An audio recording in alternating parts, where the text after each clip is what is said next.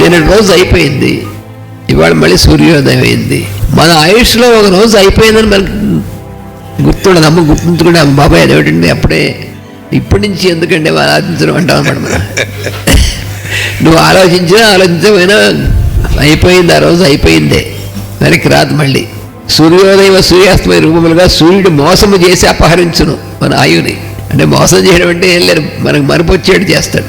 మన ఆయుర్దాయం అయిపోతుంది అనేటువంటిది మనకి తెలియకుండా రోజులు గడిచిపోతుంటాయి.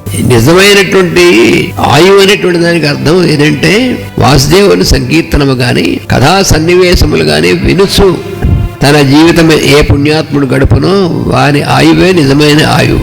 బ్రాకెట్లో మాస్టర్ గారు ఏమంటారంటే విష్ణు స్మరణ యందు విష్ణువు ఉండును గనక అది విష్ణువు జీవించిన ఆయుష్కాలము అన్నారు. ఆయన స్మరిస్తుంటే ఉండేది ఆయనే. మనకి విష్ణు సహస్రనామంలో కూడా స్మరణ మాత్రేణ జన్మ సంసార బంధనాన్ని విముచ్యతే అని చెప్పారు కదా. ఆయన స్మరిస్తుంటే ఆయనే ఉంటాడు. మిగిలిన వారి ఆయుర్దాయములను సూర్యోదయ సూర్యాస్తమయ రూపములుగా సూర్యుడు మోసము చేసి అపహరించును.